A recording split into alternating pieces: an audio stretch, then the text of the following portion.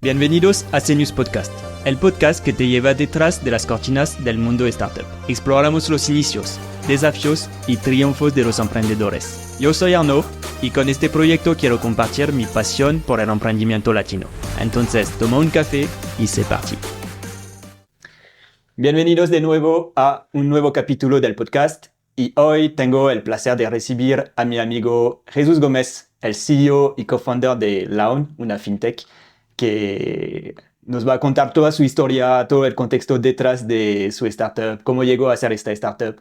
Es un amigo que tiene mucha experiencia en el mundo financiero, trabajó por bancos grandes, trabajó como trader y entonces va a ser una plática muy interesante, sobre todo para saber mucho más del mundo fintech en México.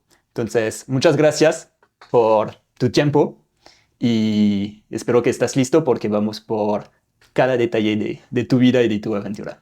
Pues muchas gracias a ti, Arnold, por invitarme. La verdad, encantado. Creo que es muy padre lo que estás haciendo en general, tanto con el newsletter como esta idea del podcast, y encantado de platicar lo que gustes.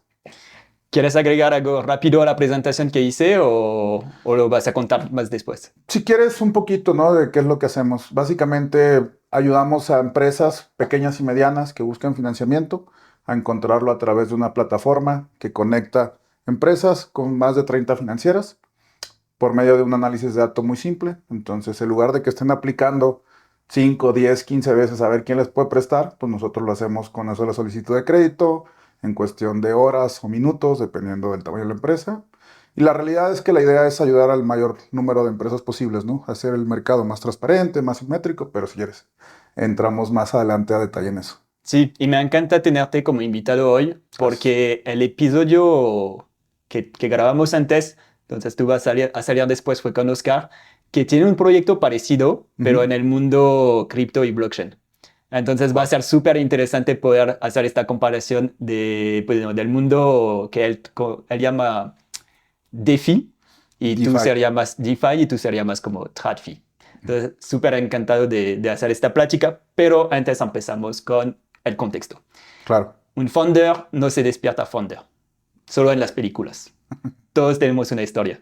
Es correcto. Y yo quiero saber más de tu historia, de dónde vienes. Claro. Hoy estamos en Ciudad de México, pero sé que tú no eres de Ciudad de México. No sé, o sea. Tú vienes de un estado muy hermoso de la República, Es que correcto. sabes que a mí me encanta. Pues lo de hermoso te diré, ¿no? Pero Bueno, hay una ciudad que se llama Hermosillo. es correcto. Es por algo, ¿no? correcto. Que se llama Hermosillo. Y entonces sí, por favor, cuéntame un poco del entorno en el cual creciste y lo que estudiaste y todo eso. Perfecto, pues mira, yo soy de una ciudad pequeña al sur de Sonora, que se llama Navojoa. Ahí nací, estuve los primeros años. Mi papá se dedicaba a la industria harinera, es decir, él se dedicaba a hacer harina de trigo para pan, para tortillas, etcétera. Y por el mismo tipo de trabajo hay muchos molinos de trigo alrededor del país, entonces vivimos en muchas partes desde muy joven, ¿no? Nací en Navojoa, después viví en Obregón, también Sonora. Después viví en Puebla, después viví en Gómez Palacio, Durango. Después me vine a vivir a Ciudad de México varios años. Y después por un tema personal, familiar más bien, mi papá regresa a Hermosillo por trabajo y yo cuando estudio en la universidad me voy con él y mi hermano se queda aquí en Ciudad de México para estudiar y quedarse con mi madre. Y ahí es cuando empiezo mi carrera, digamos, en el mundo de las finanzas, porque estudio finanzas yo creo que desde la prepa me llamaba mucho la atención como este movimiento del tema de las acciones, cómo volaba el capital de un lado al otro, ¿no? ¿Qué había detrás de eso? Más allá de, pues subió la bolsa o bajó la bolsa, sino el por qué no. Se fue lo que siempre me llamó la atención y es por eso que me meto a la universidad a estudiar finanzas. Siento que el mundo de las finanzas es un poco como un mundo oscuro, o por lo menos es un mundo muy complejo y a veces la gente piensa que, pues sí, finanzas es que a lo mucho el stock market, la bolsa de valores y tu cuenta bancaria. Pero cuando empiezas a descubrir este mundo, te das cuenta que es un mundo muy complejo, ¿no? Y pues fascinante. Hay cosas buenas, hay cosas malas, pero por lo menos es un mundo fascinante. Sí, a mí me gustó. La verdad es que, para serte sincero, creo que también los financieros tratan de hacerlo más complejo de lo que debería Ajá. de ser en cuanto a terminología y demás. O Sí. sea, las bases son complejas, pero no son tan complejas.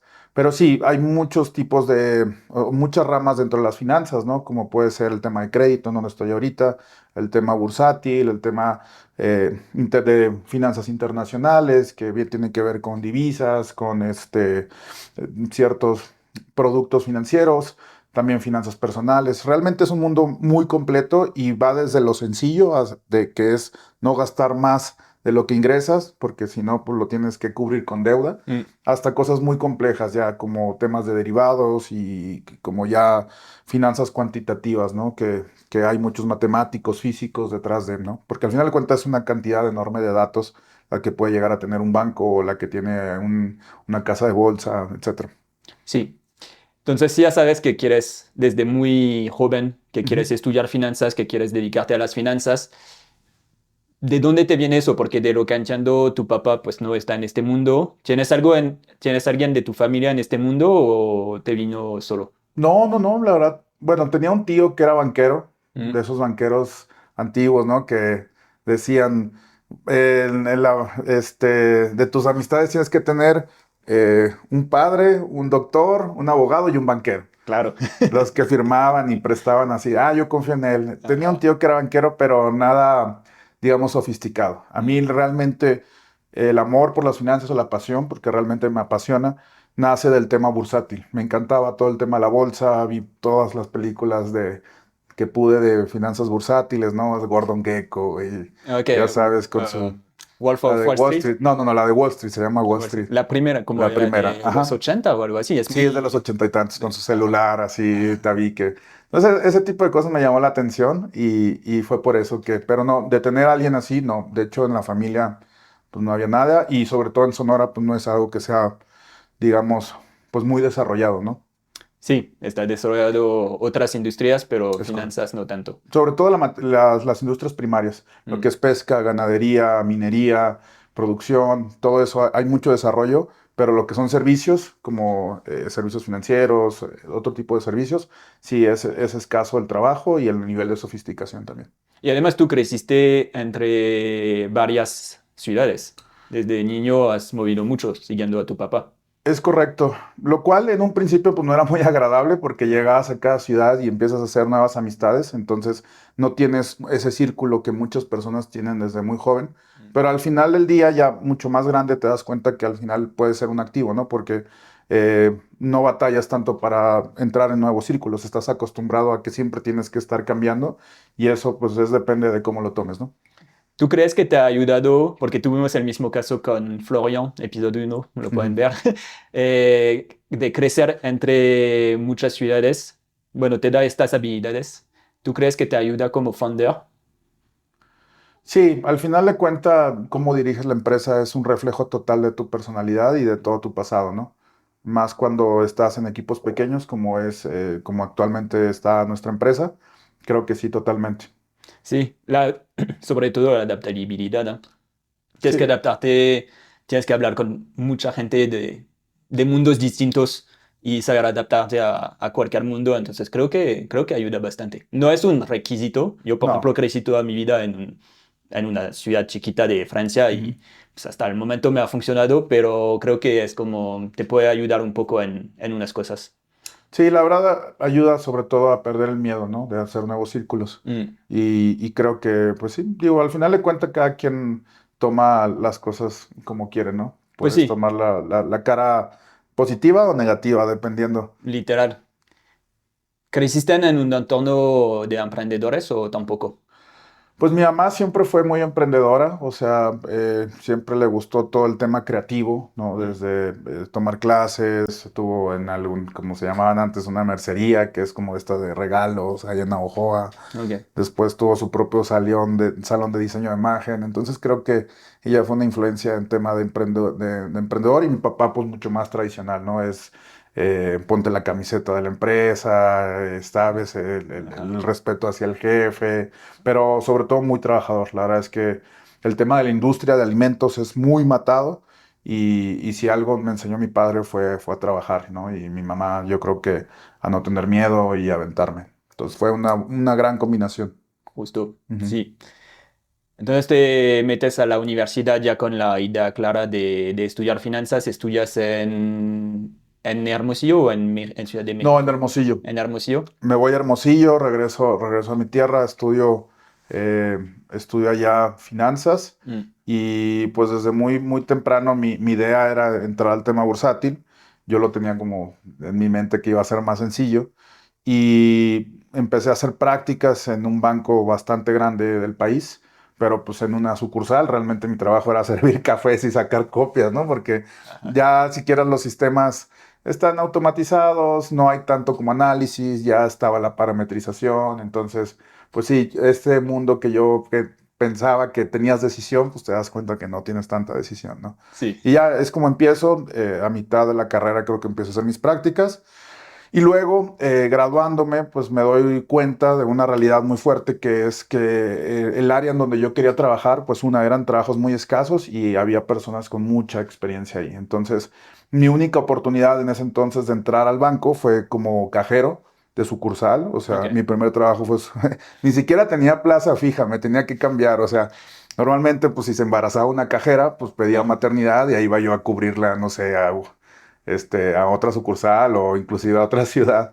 Entonces era cachirul, como le dicen aquí en Literal, México. empezaste desde Sí, sí, cero. de cero, de cero. O sea, ya nada más me Ok. faltó que creo ser mensajero y fue un golpe pues duro porque vienes, obviamente cuando algo te apasiona, empiezas tú a especializarte, ¿no? Leía mucho, trataba de entrar a cursos, ¿no? Yo siempre quise fuera, o sea, mi sueño era ser trader, ¿no? Mm, Cuando salgo de la escuela y entra la realidad laboral, ¿no? Como te digo, al ser una ciudad que no es chica, pero es mediana, tendrá 1 millón de habitantes, no hay muchas oportunidades. Los cazabolseros normalmente son más, digamos, ejecutivos que empujan el producto, ¿no? Más en el lado de ventas que realmente de tomar decisiones en cuanto a lo que se hace, ¿no? Y mm. yo lo que quería es estar con 10 pantallas, comprando, vendiendo, o Como en las sea, películas. como en las películas, es correcto.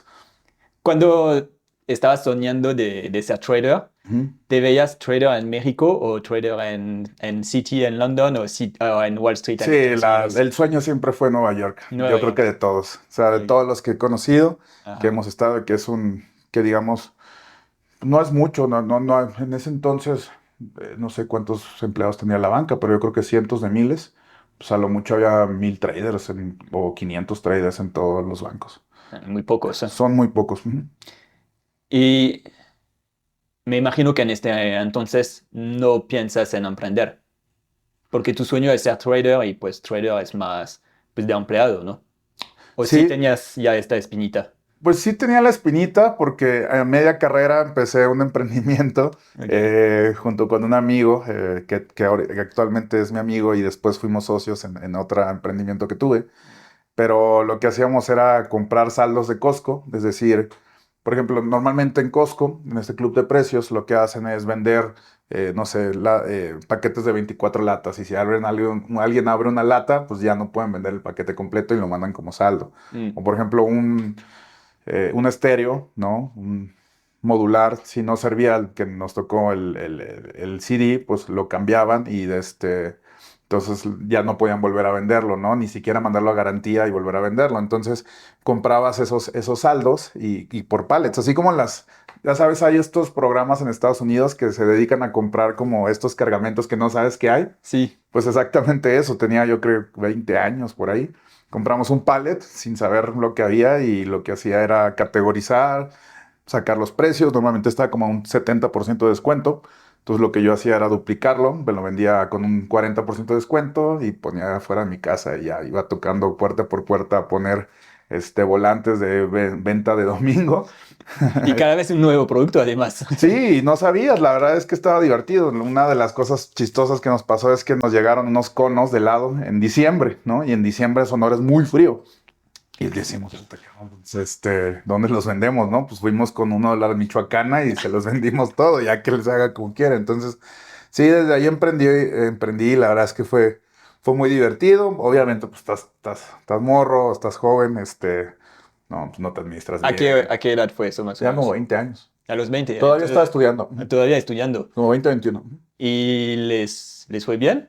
¿O Pues hicieron? sí, como casi triplicamos en la inversión en un par de meses. Ok. Después mi socio se sale y ya yo ya no seguí con el negocio porque se me hacía muy pesado yo solo. Ok. Y luego un vecino me hizo la competencia. ¿En serio? Sí, te lo juro. Sí. Llegó y me dijo, oye, está muy interesante. ¿Qué tal si nos asociamos a algo? Le dije, nah. Y ya después vi que el güey me lo encontré en el Costco comprando saldos. Fue Sí. tu primera lesión de, de Sí, emprendimiento. exacto, exacto. Mentalidad de tiburón, ¿no? Del vecino. Sí.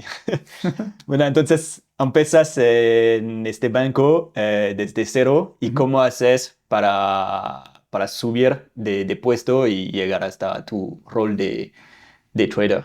Buena pregunta. La verdad es que uno no se da cuenta del camino hasta que ves en retrospectiva, ¿no? Mm, Y en ese momento, pues sí fue complicado, porque aún estando en cajas y aún no teniendo un lugar en específico, pues siempre trataba de optimizar las cosas, ¿no?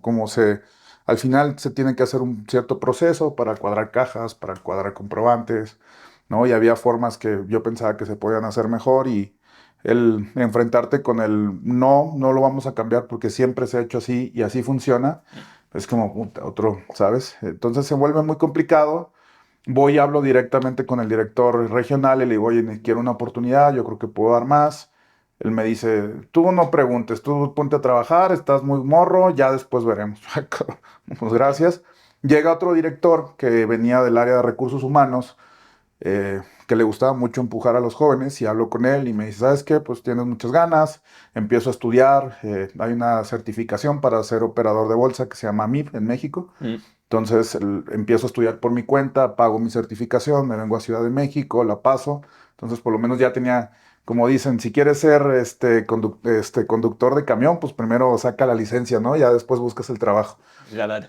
Y fue lo que hice, empecé a estudiar bastante, me empecé a relacionar con la gente de casa de bolsa, porque mi idea era empezar como casa bolsero y después ir brincando a medida que iba estudiando. Y pues así, trabajando, presentándole prospectos, posibles clientes a los cazabolseros, amigos que estudiaron conmigo en la universidad, que sus papás tenían algo de recursos. Entonces, pues fue con puro drive, como dicen en inglés. Mm, Empujar, empujar, empujar, empujar, estudiar, estudiar, estudiar, estudiar. Y después me dan la oportunidad de estar en un área cercana a lo que quería, que era como ejecutivo de divisas y derivados. Lo que hacía era como un pusher, ¿no? Entre las sucursales, digamos como un especialista. Está la mesa central, mm. la que se dedica de crear los productos. Está el pusher, que es la persona que empuja y que capacita a los demás ejecutivos, y ya están los ejecutivos que promueven el producto. Ok. Así fue como empezó esa primera etapa, ¿no? Después estuve ahí como 2 años, la verdad es que estaba padre, me brinqué como 5 o 6 puestos, o sea, empecé de cajero y luego me brinqué a subgerente En 2 años. en 8 meses. En Pasé 8 meses. sí, de cajero a subgerente en 8 meses Ok. y la verdad es que era un buen trabajo, era estable, tenía un bono decente y estaba bien, pero pues yo quería más, ¿no? Entonces empiezo a tener buena relación con la mesa central en Monterrey, que eran los encargados de ya trading, todo lo que me gustaba, y pidiendo una oportunidad, oye, ¿sabes qué? Empiezo a estudiar para otra certificación que es muy importante a nivel mundial, que se llama CFA, Sí. todo bajo, tú sabes, autodidacta, ¿no? Eh, Cuéntanos un poco de la experiencia de estudiar CFA, porque, y danos contexto, porque yo pues lo ubico muy bien, creo que claro, no todos lo ubican, ajá. pero no es cualquier certificación, Sí, es claro. la certificación en finanzas. Sí, es la mayor certificación a nivel mundial en finanzas. Es como el Golden, ¿cómo le llaman? El Golden Station, no me acuerdo. Pues, no sé, me entero, o sea, de siempre estar buscando de cómo mejorar, ¿sabes? Que quería hacer una maestría en ingeniería económica financiera.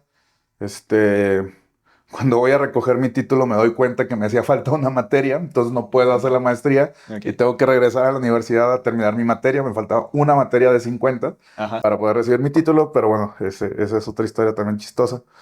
Y empiezo a estudiar para el CFA porque lo vi y dije, bueno, pues me registro, pago y me llegan 6 libros de 600 páginas cada uno. Es eso, es que es Es una mucho, locura. es una locura. Y Y la tienes verdad, un trabajo.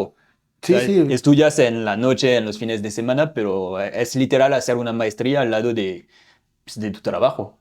sí, y sin un maestro atrás, o sea, hacerlo por tu cuenta. Y la verdad ahí es cuando me di cuenta que mi nivel de la universidad era muy bajo. Mm. ¿Por qué? Porque, por ejemplo, la gente del TEC de Monterrey, la carrera de administración financiera está basada ya los últimos materias en parte del currículum del primer nivel. Entonces, Mm.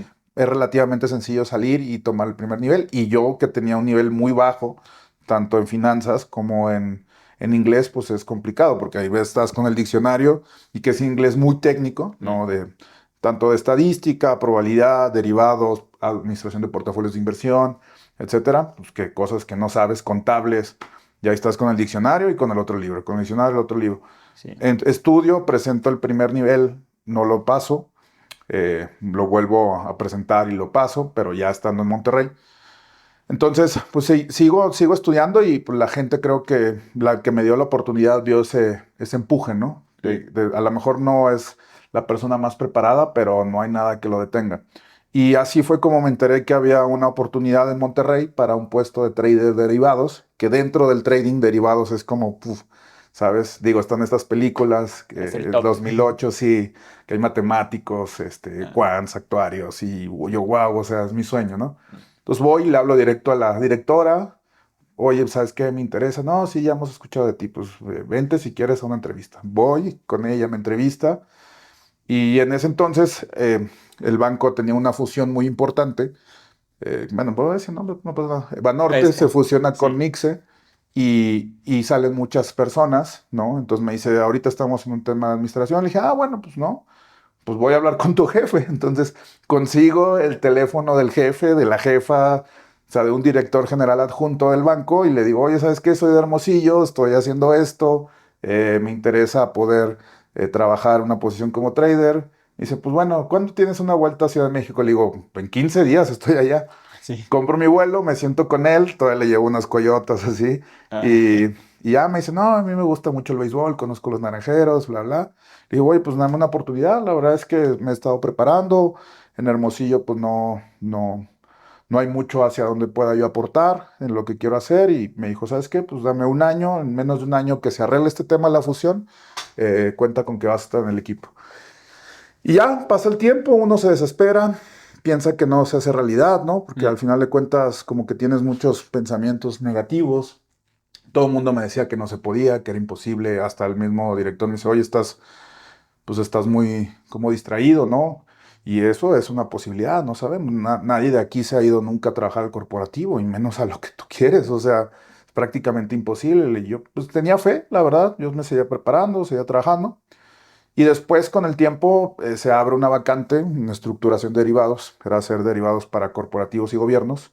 Y ahí es cuando igual tomo la oportunidad, platico, se da y me cambian de Hermosillo a Monterrey. Como ok. empiezo mi parte, estoy 6 meses, la verdad me va súper bien, era un trabajo muy padre, eh, muy bien pagado, con muy buenos bonos, como que todo mundo, alguno de los mejores trabajos a los que podías aspirar estando dentro del banco, pero seguía sin ser trader, o sea, cada vez estaba más cerca, pero Mm, no era el que tomaba la decisión de compro o vendo, ¿sabes? mm. Era como que le daba estructura a las cosas, pero no, bueno, esto. Es que hay muchas capas. Sí, hay muchas Entre el capas. trader que está aquí con el teléfono y cerrando el deal, y luego hay muchas capas para ejecutar este deal. Exactamente. Y básicamente lo que hace un trader es maneja el dinero, la tesorería del banco, dependiendo si son acciones, si son divisas, que en mi caso fui trader de divisas, o si son derivados, y vas cubriendo posiciones. Es decir, por ejemplo, si alguno de tus clientes grandes compra $1 millón y tú no lo tienes en la tesorería, pues tienes que salir a cubrirlo. O también Mm, especulativo, ¿no? Viene alguna noticia económica importante por parte de la Reserva Federal en Estados Unidos que mueve todos los mercados. Digamos que dentro del día a día lo que más mueve, pues es el que decide si compra o vende, especulando a que vas a ganar, ¿no? Etcétera. Eso era lo que a mí me llamaba la atención.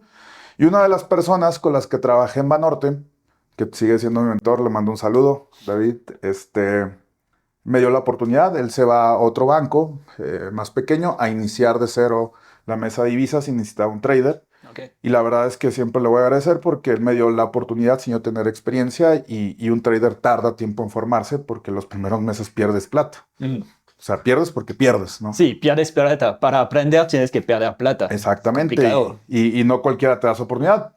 Por lo mismo buscan ya gente experimentada, le llamaban el juego de las sillas, ¿no? Cuando se desocupaba una, Mm. pues a los mismos estaban dando vueltas. Me da la oportunidad y cumplo mi sueño a los 25 años, ¿no? Ah, pues joven, ¿eh? Porque te gradúas a los 21. 21 más o menos, sí. Entonces fueron 4 años para, para lograr tu sueño, Más o menos, sí, como 4 años. Entonces es un poco atípica la historia, pero hasta... No, no, nunca la había contado así, pero... ¿no? Pues justo este espacio es para poder Ujú. profundizar cosas así, historias súper interesantes que también hacen parte de quién eres hoy. Sí, exacto. Y eso seguro tuvo un impacto en tus decisiones futuras y en lo que has logrado, porque si es esta mentalidad, ¿no? De no esperar que las cosas te vienen, Exacto. es moverse, es buscar una forma, es hablar a la gente, tomar riesgos, literal, tomar riesgos. Tomaste riesgos y pues ganaste. Pues pagó. Ajá, El pago. tema es, obviamente, cuando vienes de lo más bajo y pues sí decías, oye, pues estoy aquí con un director general y yo era cajero todavía hace un año, ¿no? Lo tomas como un activo, es decir, mira, yo empecé así y hice esto y, Ujú. ¿sabes? O sea, creo que hay una frase que me gusta, que la vida es como un juego de póker, ¿no? Que no se trata de tener la mejor mano, sino con la mano que tienes, cómo haces el mejor juego, ¿no?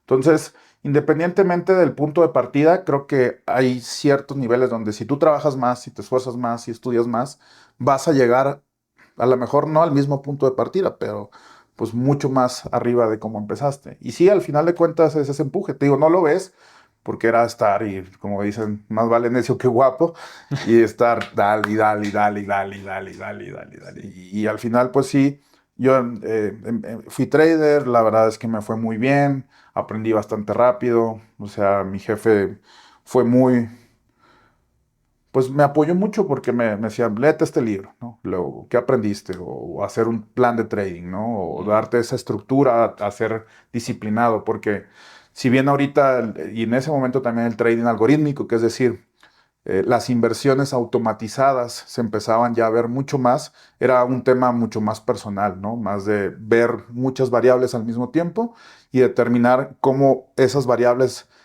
al moverse por cierta noticia económica o por cierto suceso geopolítico, económico, financiero, etcétera, van a afectar en este caso el tipo de cambio que era donde yo me desenvolvía, ¿no? O sea, digamos que toda la primera parte de mi carrera se desenvolvió alrededor del tipo de cambio, ya sea vendiéndolo, ya sea estructurando derivados para cubrir riesgos o ya sea manejando eh, pues, la tesorería o cubrir el riesgo del banco en moneda extranjera.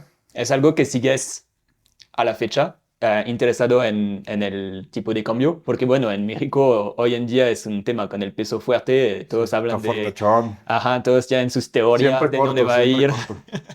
Entonces, no sé si es algo que todavía a la fecha te interesa y es como más o menos tu hobby o tus lecturas de los domingos o... Fíjate que no, ya, porque es un full-time job, o sea, aunque Ajá. lo tengas como hobby, pues esa sensación y estás leyendo y si sube, si baja. Todos los días lo veo porque tengo, amigos que siguen trabajando como traders y me mandan información, entonces más o menos.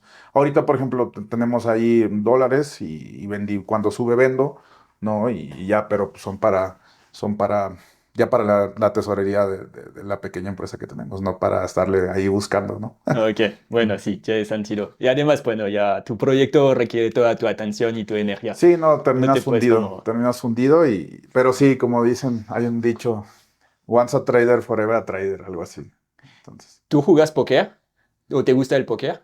me gusta, pero fíjate que nunca le agarré, como que terminaba tan cansado estuve varios años operando y dije, puta, es prácticamente lo mismo que hacía en la mañana, ¿no? Y ahorita lo estoy haciendo en la noche ya. Pues justo hay muchos traders y muchos emprendedores que son súper fan de póker. Entonces, Exacto. como me hablaste de póker, dije, ah, pues Chance también es un fan, Me pero gusta, pero no, o sea, casual. Se casual. invitan una jugadita, 500 pesos, ganas, pierdes y ya, pero así de leer y meterme en Ajá, torneos, eso no. como semi-pro, ¿no? Sí, Vamos a armar un Senius Póker.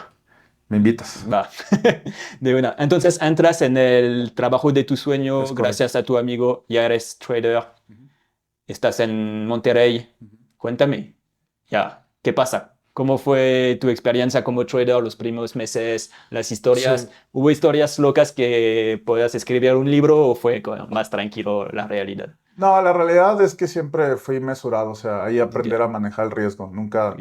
había los que le llaman macho traders, que es un puro gut feeling de ahorita regresa y nunca regresa. Regresa me refiero a, por ejemplo, si compras Ajá. un activo, en este caso dólar, y el dólar empieza a caer y dices, en algún momento tiene que regresar, y pues hay veces que no regresa. Mm, No, la verdad es que mi jefe mi ex jefe de trabajo me inculcó esa mentalidad de administrar el riesgo. Sí tuve algunas como, por ejemplo, una que me pasó un mes hicimos mucha plata, entonces yo venía como a toda velocidad, cambia de mes y teníamos, digamos, cierta cantidad que podíamos perder mensualmente y la perdí en 3 días. ok. O sea, gané mucha plata, Ajá. digo, fue 5-1, no hubo ningún problema, ¿no? Pero, Mm, digamos, gané 100 y mi fondo de pérdida mensual eran 20 mm. y en 3 días perdí los 20 y estuve veintitantos días sin hacer nada por un Entonces ya tema no de puedes disciplina. tocar No, nada. ya nada. Ok. O sea, ayudaba con algunas cosas, a lo mejor a cubrir, etcétera. Pero historias no tan locas. La verdad es que aprendes a administrar el riesgo y algo las emociones, que es por lo que muchas personas pierden mucho dinero, tanto en el póker como en todo lo que tenga que ver con mercados financieros. Mm, La verdad es que muy contento. Estoy en Monterrey, a nivel personal también muy bien. Y de ahí me empecé a dar cuenta de, pues, cómo son los bancos ya por dentro, ¿no? O sea, me empieza a ir bien, bastante bien económicamente y empiezan ya, pues este chamaquito de 25 años ya está ganando lo mismo más que un director, ¿no? ¿Qué mm. está pasando? ¿Qué está haciendo? ¿No? Y me mandan a auditar como si estuviéramos haciendo algo malo y le digo, pues es que el ejemplo que yo les ponía es, tienes un Uber ahí parado, tienes un carro parado y el único que lo sabe manejar soy yo y me estás quitando el 90% del ingreso y yo me quedo con el 10%, o sea, y aún así te parece mucho, pero pues empieza este tema de jerarquías, sabes, como lo malo de la banca Mm. y total, llegamos a un acuerdo, salgo de la institución, ahí bajo un común acuerdo porque pues, cada vez querían bajar más mi esquema de ingresos y yo decía, oye, pues si estoy haciendo más, si estoy ganando menos, pues algo no me cuadra. Sí. Y salgo de ahí y emprendo por segunda vez, si lo quieres ver así, a hacer trading eh, de manera propietaria, le llaman, ¿no? Renté mi oficina, mis pantallas, armé mi computadora, ¿Así? sí, conecté todo y ahí estaba, alguien me fondeó. La realidad es que no me fue nada bien. ¿Por qué? ¿Cómo pasa eso? Espera, alguien te fundió. ¿Cómo uno que quiere emprender como trader, cómo lo hace? Pues es bien difícil, la verdad es Ajá. que es complicado, pero digamos, uno de los que eran mis proveedores, Mm. ¿no? Que tenía. Necesitas contactos. Sí, contactos. O Necesitas sea, él fue contactos. alguien del medio, como, Ok. yo sé que eres bueno, toma, te voy a dar una línea de crédito. Como haz de cuenta como la línea de crédito de Las Vegas. Mm. Te voy a dar, tú le sabes a esto de las apuestas, ahí tienes tu línea de crédito, pero pues si pierdes, nos vamos mitad y mitad, si ganamos, nos vamos mitad y mitad. ¿Pusiste lana tuya o fue 100% de un tercero? Fue 100% de un tercero. La Ok. verdad es que hubo meses buenos, pero el hecho al final de cuentas, la cabeza la que juega en contra. No es lo mismo tener respaldo de un banco que tener un poquito de dinero, ¿sabes? Entonces Mm. tus decisiones están mucho más sesgadas hacia otro tema o no sabes administrar bien ni las ganancias ni el dinero. Entonces es algo que le pasa normalmente a los traders que cuando salen de una institución y quieren empezar a mover dinero de terceros o suyo propio, Mm. batallan mucho por el mismo. No sientes esa seguridad de saber que si pierdes X cantidad de dinero es algo mínimo para el banco y no va a pasar nada. En cambio, si pierdes esa cantidad de dinero para tu bolsa, pues no comes. O sea, es Literal. literal, o sea, que mentalmente es muy fuerte. Ok. Y ya, digo, la verdad es que aprendí mucho, estuve con muchas certificaciones, tanto cosas muy buenas como muy malas. Conocí mucha gente en, de muchas partes del mundo, de Inglaterra, de Nueva York, que eran proveedores de liquidez de nosotros. Y ahí empiezo a formarse, viendo en retrospectiva parte de lo que hacemos ahorita en Loan, ¿no? De ahí conozco los agregadores, es decir, cómo funciona el tema del trading. Tú quieres comprar o vender un activo, ¿ok? Y existen diferentes proveedores de ese activo, que puede ser JP Morgan, que puede ser Deutsche Bank, que puede ser Goldman Sachs, que pueden ser grandes bancos, grandes de inversión, que son los que te dicen, aquí hay dinero para que compras o vendas, ¿no? Pero cada uno tenía su plataforma. Entonces, si querías comprar o vender, tenías que pegarle a cada uno a su plataforma o hablarles por teléfono a los más anticuados. Y de repente, pues nos ofrecen lo que es un agregador que conectan a todos estos bancos a una sola software, donde te da el mejor precio siempre de un lado y el mejor precio siempre para comprar y el mejor precio siempre para vender. Ok. Dije, wow, esto está increíble, porque nomás le pico ya, que es base de lo que hacemos ahorita en la plataforma de Loan. También cuando estaba ahí empiezo a un posgrado en estadística aplicada y mi idea era como hacer robots de trading, ¿no? Que hicieran trading automatizado, algorítmico, si pasaba este suceso y si entraba dentro de estos parámetros, entonces compro-vende. Y también es algo de lo que ahora aplicamos un poquito dentro de la plataforma. Entonces, ahí digamos que la parte digital y el tema cuantitativo se desarrolló para lo que hacemos al día de hoy. Okay. Después entró a trabajar a una empresa que cotizaba en bolsa, que en paz Entonces, descanse. ¿no funcionó o no te gustó ser un solo trader?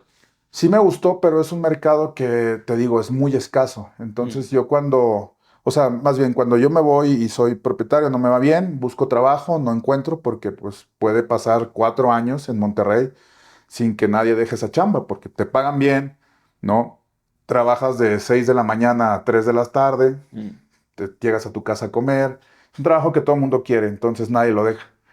Y dije, pues si me quedo sin trabajo, esperando, pues no puede ser. Entonces aplico a otra chamba, que era en relación con inversionistas, en una empresa que cotizaba en bolsa, y financiamiento corporativo. Lo que hacíamos básicamente era llevar todo el tema de comunicación con los inversionistas de la bolsa o con los tenedores de deuda, y también conseguir líneas de crédito para este corporativo, que ya no existe. Okay. Pero la verdad es que fue un tema muy difícil, hubo un golpe muy grande de que lo auditaron y declararon que había pérdidas enormes ahí debajo del colchón, los inversionistas nos estaban marque y marque cada rato, voy a perder mi dinero, bla, bla, Wow. bla. Sí, Viviste el caos. sí, o sea, el caos total. Y duró poco, como 8 meses, y luego entró a trabajar en una startup.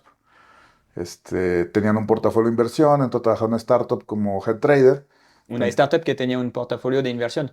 Era como, ¿cómo te digo? Era como una red social de trading. Ok. Era la ¿En definición. México? Sí, en México, en Monterrey. Ok. Y ahí me encantó la mentalidad de startup, ¿no? Estás acostumbrado a irte de traje todos los días, de vestir, y llego y pues todos de camiseta. Los ingenieros trabajaban de noche, a veces iban a la oficina, a veces no.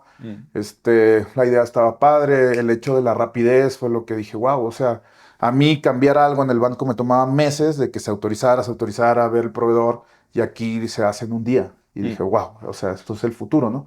Yo no tenía mucha relación o mucha idea de las startups, más allá de comprar en Mercado Libre o en Amazon en esos tiempos. Sí. Eh, ¿En qué año fue eso? fue en 2000, ¿qué fue? ¿Qué habrá sido? Como en 2015, 16, 17.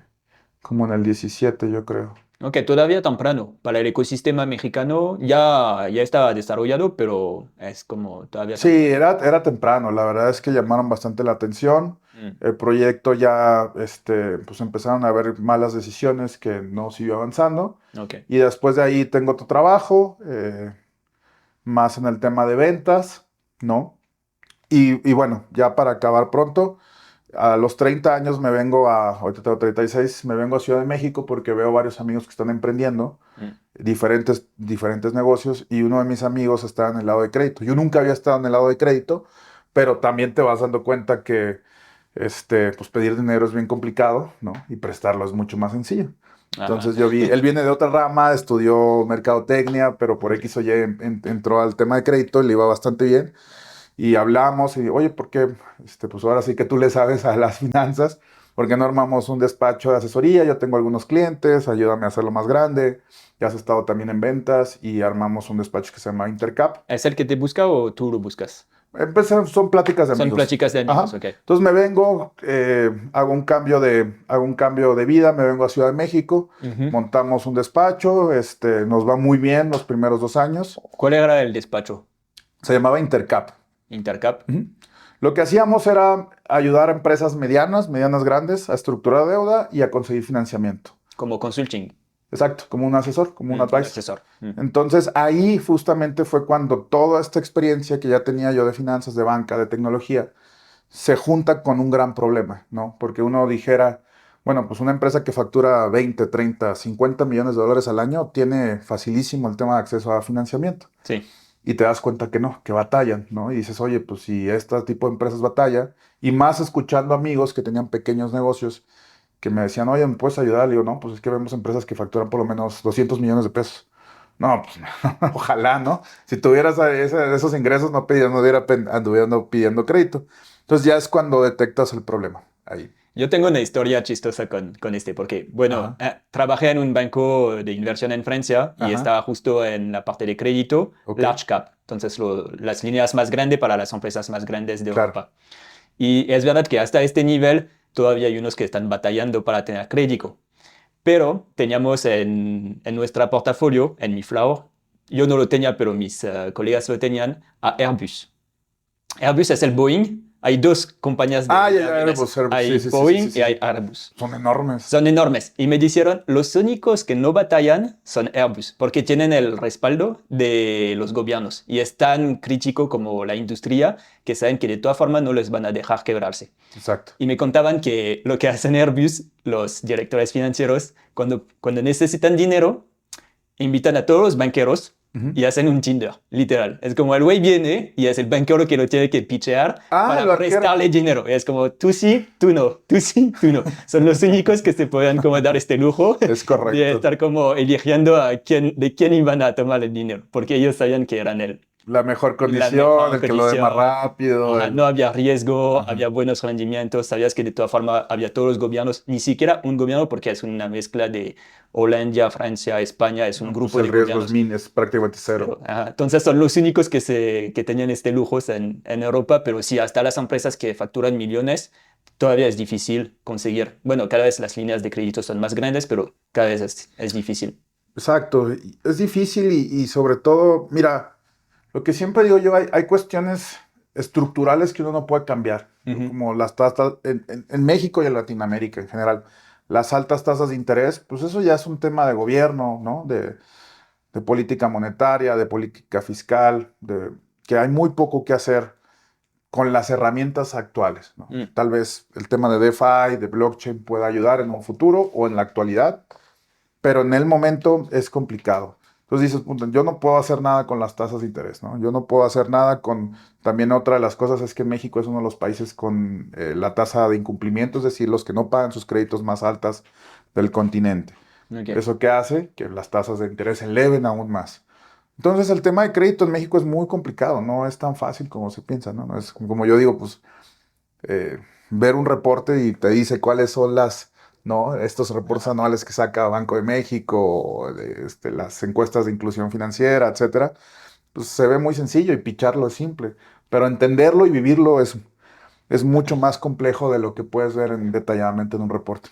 Sí, por eso también, pues todavía hay una oportunidad muy grande en el mundo fintech de México, pero todavía por eso no hay una fintech. Bueno, no hay como, sí, uno tan grande que se ha comido el mercado porque es muy difícil aquí. Es bien complicado. Entonces, para ti, bueno, tu chamba era ayudar a las empresas a buscar estas líneas de Ujú. crédito. Me imagino que fue muy difícil, Sí, era complicado. era complicado. O sea, cuando ya fue que también terminas con un hartazgo es uno de los clientes que fue fíjate qué chistoso, el que era el dueño de la startup donde digo que trabajé fue mi primer cliente. ¿Así? Él tenía, bueno, más bien el inversionista más grande de la startup. Él tenía una constructora bastante grande, tiene todavía en Monterrey, Mm. y le ayudamos con varios deals y fue mi primer cliente, de ahí me capitalicé, empecé a tener otros clientes. Lo que pasó es que le conseguí una línea de crédito muy grande. Habíamos firmado ya contrato con la financiera.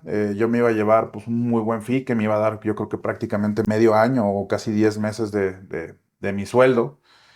Estaba firmado, estábamos ya por firmar el contrato y de repente el director de crédito dice, oye, pues es que veo aquí que hay una demanda. Después te hablo de 3 meses de negociaciones, 3 o 4 meses, una locura. Y dices, bueno, ¿qué pasa? No, pues que trae demandas laborales. Que una empresa muy grande, una demanda, no sé, de 500,000 pesos o de 1 millón de pesos, significativamente no es, ¿no? Mm. Entonces, no, y aparte el giro no nos gusta tanto. Yo, hey, brother, eso lo pudiste hacer desde el minuto 1 que aplicó, ¿sabes? ¿Para qué haces perder el tiempo a mí? ¿Para qué le haces perder el tiempo a la empresa? ¿Para qué pierdes tú el tiempo? Y ahí fue cuando dije, esto ya, o sea, es demasiado. Y empiezo a trabajar también. Eso, digamos, fue antes de la pandemia. Llega la pandemia y quiebro totalmente. Ya no puedes hacer nada. Sí, no, pues es que se cierra el mercado. O sea, Mm. estuvo 6, 8 meses sin poder facturar ni un solo peso porque el mercado era, vamos a reestructurar la deuda. Mm. No va, ningún banco, ninguna financiera estaba sacando nuevos créditos. Pues yo me quedé sin chamba, ¿no? Entonces ya dices, bueno, pues ojalá pase. Pasa la pandemia, como sea, ahí la libramos. Y viene toda esta explosión de fintechs, ¿no? Las fintechs grandes, empiezo a trabajar con ellos de manera personal como asesor, ¿no? Nada tecnológico, muy tradicional. Ok. Y de pasar de un proceso de 1 mes, 2 meses a que te dieran respuesta, a tener una respuesta en 24 horas, me voló la cabeza. Fue como, wow, esto es magia, cabrón. O sea, con razón levantan tanto dinero, ¿no? Sí. Y ya dentro de mí decía, pues ojalá algo quiero hacer así, con toda la experiencia que ya tenía de estos agregadores que te digo, con la experiencia que tenía ayudando a empresas, viendo el problema, porque pues lo que digo yo, está muy padre, pero un solo jugador no lo va a cambiar, ¿no? Mm. Entonces ya fue cuando se fue empezando a materializar la idea, que yo no estaba suficientemente capitalizado para lanzar y aparte sentía que no era el timing correcto porque todavía las empresas desconfiaban de estas nuevas tecnologías en donde tú tienes que dar tu clave de acceso al SAT para poder descargar toda la información y empezar a correr los modelos de análisis. Entonces estuve trabajando y estuve aguantando un par de meses haciendo lo mismo, pero de manera tradicional, haz de cuenta. Ok. ¿Cómo está este mundo de las fintech al inicio en México? Pues era una fiesta, tenían millones de dólares para tirar para arriba. Sí. Estaban subsidiando tasas, prestaban barato, prestaban rápido, prestaban a clientes que no tenían historial. O Ok. sea, cometieron muchos excesos, la verdad. Tanto en pro en un discurso, ¿no? Hay quienes sí lo dicen de verdad, hay quienes se sienten más como un discurso, porque vienen de otros sectores, de digitalizar, de impulsar esta inclusión financiera, que pues es básico, te digo, ves un reporte y sabes cuál es el problema, Mm. pero no sabes por qué el problema. Y sí hubo muchos excesos, se prestó muy laxamente y eso lo que sucedió fue que hubiera carteras vencidas muy grandes. Y entonces, ¿por qué hay el problema? ¿Mande? ¿Por qué hay el problema? Dices que es muy fácil ver el problema, pero entender el problema es muy complicado. ¿Por qué todavía es muy difícil en México solucionar este problema? Esa es una gran pregunta. La verdad es que, digo, No estoy esperando que tengas la no respuesta tengo la mágica porque solución, si no no, ya no, no. tendrías como millones en tu cuenta Sí, sí, pero quién según sabe, tú, tú no ajá, sabes. una hipótesis, una No, no, hipótesis. no, la verdad es que, mira, hay como cierta, digamos, entre el que presta el dinero y el que toma el dinero, ¿no? La verdad es que el trato no es el mejor, o sea, a las personas no se les trata muy bien, dado que tienen intereses muy altos. Mm. Entonces, yo creo que es un tema cultural en donde hace falta mucha educación financiera a nivel empresarial y obviamente a nivel personal, pues también se sabe, ¿no? Mm. Dos, que el mercado es asimétrico por definición, es decir, no hay tanta información transparente dentro de qué se puede conseguir y qué no se puede conseguir. Tres, los procesos, es decir, se tienen que hacer muchos procesos para conseguir el financiamiento que se necesita y te voy a decir por qué, porque la mayor parte de los bancos y las financieras toman muy poco riesgo. Mm.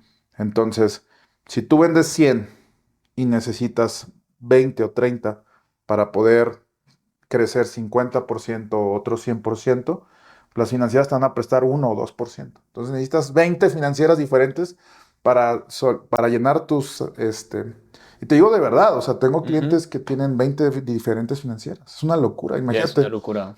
Y antes era, pues manda nada más la documentación, pero ahora es métete al portal, hace esto, y está pasando lo que pasa en todas las plataformas, ¿no? Como Ajá. los servicios de streaming. Antes tenías Netflix y ya. Ahorita Claro. tienes Prime, HBO, Netflix, hasta ViX, ¿no? Ya de Televisa. Entonces, entrar en tantas plataformas, como que este tema de la digitalización crea nuevos problemas. Ajá. Entonces, yo creo que el mayor tema del lado de las financieras, el mayor problema para ellos es la tasa de morosidad, que, que en México es alta Mm, y que no tienen las garantías para poder ejecutar rápidamente, o más bien no tienes digamos, herramientas para poder ejecutar rápidamente una garantía. ok. Por ejemplo, en Estados Unidos, dejas de pagar tu hipoteca, 2, 3 meses y ¡pum!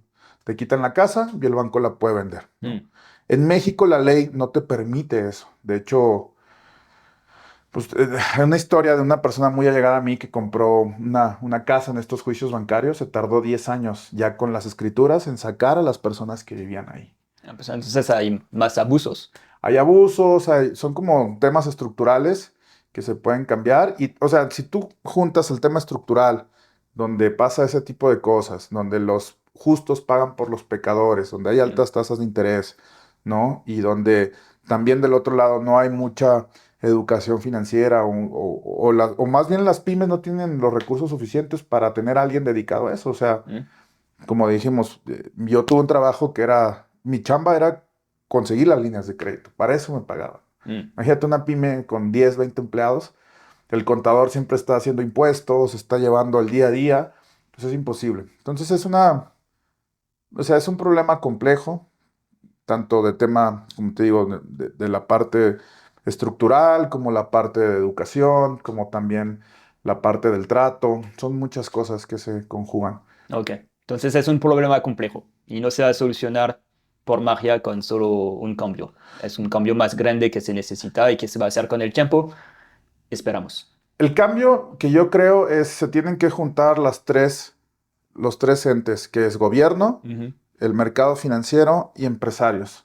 Y Mm, a partir de eso definir unos mejores esquemas tanto de garantías, que al haber mejores esquemas de garantías las tasas tienen que tender a bajar. Si las tasas bajan, pues va a haber más flujo libre para los empresarios y cambiar de un círculo vicioso a un círculo virtuoso. Pero exige el esfuerzo de los tres al mismo tiempo, no uno, ¿no? Por ejemplo, hace poco tuve la oportunidad que no tiene que ver tanto con crédito, pero sí me sorprendió, tuve la oportunidad de ir a Brasil, a Sao Paulo, ok. y no me llevé ni $1 literal en la cartera, nada en efectivo, y cuando llegas, todo, hasta los ambulantes traen lector de tarjeta. He escuchado eso. Nunca he ido, pero he escuchado Es eso. impresionante, o sea, compras un agua que te cuesta, no sé, el equivalente a 10 pesos en una tiendita ambulante, y sacan su terminal, pum, pagas y pa. Sí, yo he escuchado en Río, en la Ujú. playa, pagas tu agua de coco con, Exacto. con el QR y ya. Con el QR, sí, con el Ajá, PIX que le el llaman, Pix. pero eso fue un esfuerzo del gobierno, de la banca y de también los empresarios Ujú, para poder todos juntos actuar contra el problema. Por ejemplo, en la India está interesante porque lo que hicieron es, al haber un porcentaje muy alto de población no bancarizada, ahora lo que es tu matrícula cuando naces viene acompañada de una cuenta de banco. mm, Entonces, todos bueno, los nuevos, ¿no? Más bien todos los recién nacidos ajá, nacen bancarizados. sí. Entonces es más un tema de eso, ¿no? Mira, tocaste un tema que me gusta mucho. ¿Tú crees que los founders aquí, en México o en Latam, bueno, hablamos en fintech, porque es tu industria, deberían ver más hacia lo que se hace en Estados Unidos o más No. hacia lo que se hace en otros países emergentes como Brasil, India, China o Indonesia? Es un error, yo creo, digo, a nivel personal, ¿no? Ujú, Mi humilde opinión. Eh, y, y se ha comprobado te voy a decir en dónde, ¿no? Es un error pensar que modelos exitosos en países desarrollados van a funcionar en países no desarrollados.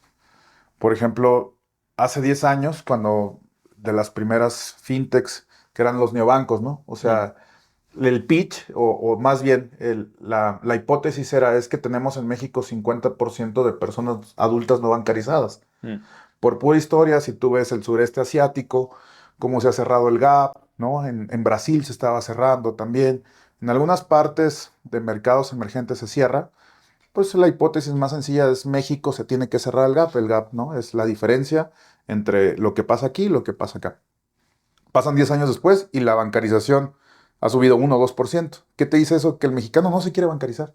Mm. Y mientras no hay un esfuerzo del gobierno para bancarizar a las personas por temas culturales, por temas de, no sé, de tenerle miedo al SAT o de tener el dinero bajo el colchón o sentir o simple y sencillamente que no hay infraestructura o que viven al día, ¿sabes? O sea, Sí. yo estoy en un pueblito de 1,000 habitantes donde no hay un cajero y tengo que viajar 2 horas, ¿no?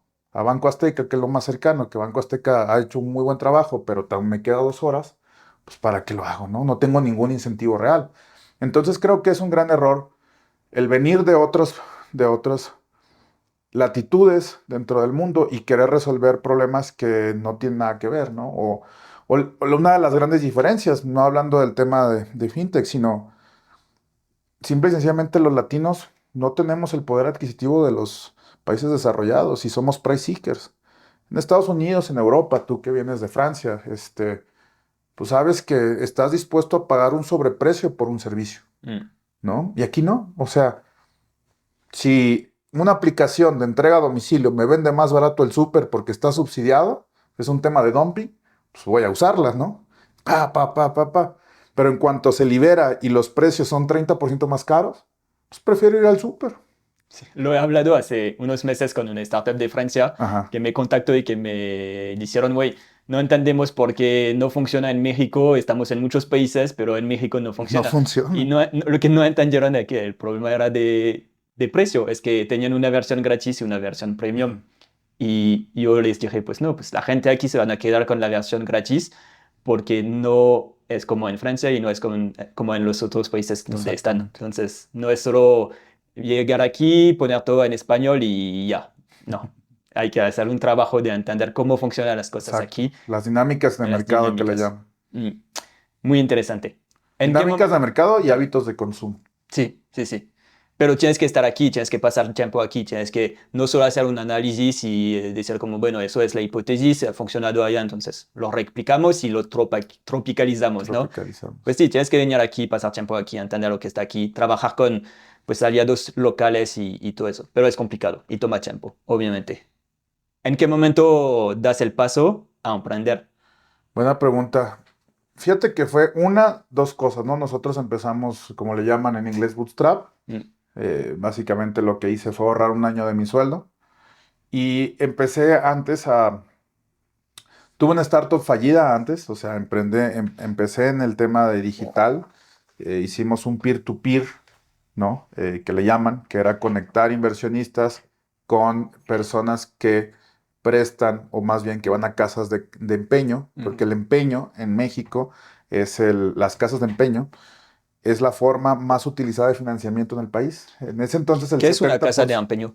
Casa de empeño es donde tú tienes un collar, en Ah, inglés ok. llaman pawn shops, Mm. ¿sabes? Sí, Vas y dejas tu activo, y te dan un porcentaje de su valor real, ¿no?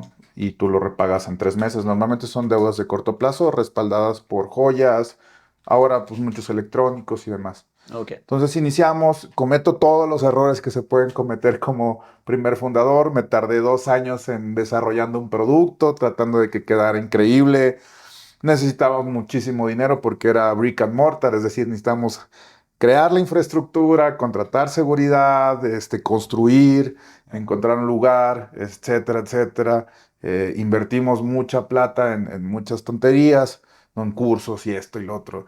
Y al final de cuentas nunca salió, o sea, realmente nunca conseguimos el dinero para poder arrancar porque era muy pesado, yo no tenía experiencia en ese tema. Digo, tengo mucha experiencia en finanzas, pero no conocía este mundo de startups, ni de levantar capital, ni de nada. Mm. Y luego eso queda ahí y fue como la espinita, ¿no? ¿Cuántos Mucho. meses lo intentaron? 2 años Ah, estuvimos 2 años. desarrollando. No es cuántos meses, es 2 años. Sí, 24 meses estuvimos, Ajá. ¿no? Entonces, pues se le invirtió bastante tiempo, se le invirtió ¿Tenías bastante lana. un co-founder? Tenía un co-founder que toda la vida tuvo casas de empeño. Ok. Tenía otro socio que era mi socio en Intercap. Y la realidad es que pues no, nunca pudimos ni siquiera echarlo a andar, ¿no? Y te Mm, quedas con esa espinita, puta, le metí 2 años de mi vida, no funcionó. mm, Pero la próxima que haga, pues voy a hacer algo que sea escalable, que sea totalmente digital, que no tenga que haber activos físicos de por medio. mm, Y ya cuando empiezo a ver esta explosión de la fintech, empiezo a averiguar cómo empezar a desarrollar un sistema. Y la misma persona la que me hace la tecnología para esta startup fallida, voy y le digo, oye, ¿sabes qué? Tengo este proyecto, hay dos opciones, o me cotizas para desarrollarlo o te asocias conmigo, que me gustaría. ¿Por qué? Porque siempre es bueno tener un CTO, Mm. algo que no hicimos la vez pasada. Ajá. Y pues muy agradecido siempre, decidió asociarse y así fue como empezamos a armar la estructura. Sacamos un producto mínimo viable en ocho semanas, ya no nos tardamos 2 años, lo empecé a probar con mis clientes, es decir, Ajá. como que ya el libro, sin haberlo leído yo creo, lo leí después de Lean Startup, como que Ajá. por experiencia lo empecé a hacer. Y así es como que fui. Y también este tema de feeling, de sentir que el mercado estaba listo. Mm. Porque yo, si bien trabajaba de manera tradicional con varias fintechs, había mucha gente que no te quería dar esa información, porque al final, pues puedes ver a quién le vende, a quién le compra, que la verdad hace un mayor bien de lo que puede perjudicar o causar un riesgo, pero pues convence a un empresario de 60 años que siempre lo ha hecho de la misma manera, que ahora se hace así. Es complicado.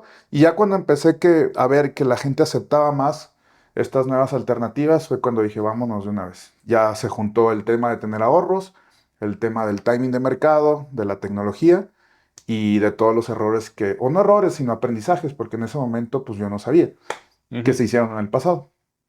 El timing de mercado es muy importante. Sí, Es algo que hay que tener en cuenta y creo que también sí hay que hacer su producto lo más lean posible, entonces lo más ligero y sacarlo lo más rápido, hablar con clientes y todo pero es algo que tener en mente de entender si el mercado está listo o no, porque puedes pasar mucho tiempo con una buena idea, un exacto. buen producto, Buen el equipo. buen equipo y que no jala porque no es el buen momento de mercado o por lo menos en el mercado no de estas. Entonces eso es muy importante y creo que hay que decirlo más, porque pues a veces no es tu culpa. Es como, y hay factores exteriores y hay muchas cosas.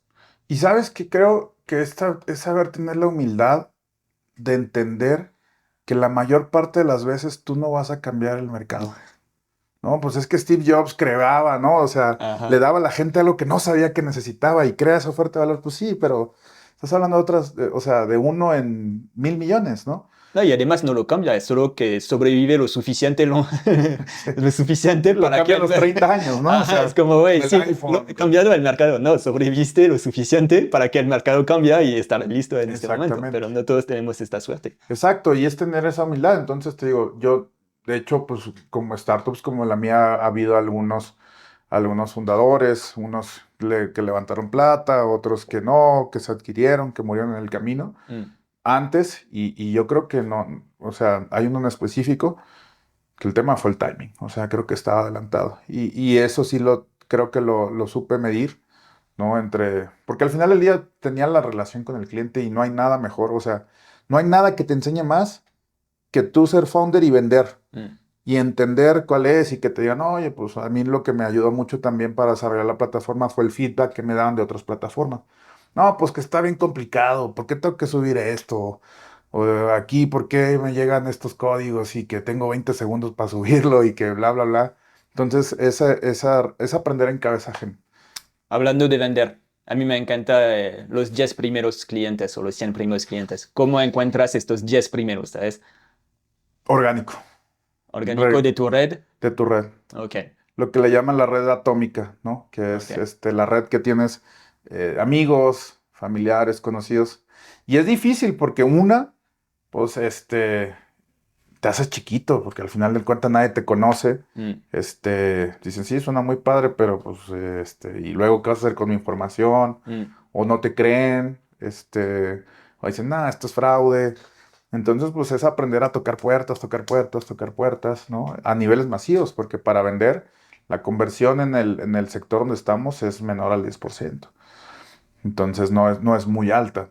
¿Por ¿Qué, qué? qué te ha funcionado mejor? ¿Crear contenido, ir a hacer networking o los cold emails o una Ahorita Cold mezcla? Email, la verdad es que es Sí. una herramienta que yo pensé malamente, porque no hay que pensar, hay que probar todo, que Ajá. estaba muerta, pero nos ha ayudado muchísimo. Y el hecho del Cold Email lo que está haciendo es que se haga como una bola de nieve, donde otras personas, por ejemplo, ahorita estamos trabajando con un banquero de inversión que Mm. dice, yo veo tickets muy grandes. Nosotros estamos enfocados en pymes, Mm. ayudar a empresas que están buscando de 1 millón de pesos a 10 millones de pesos de financiamiento. Mm.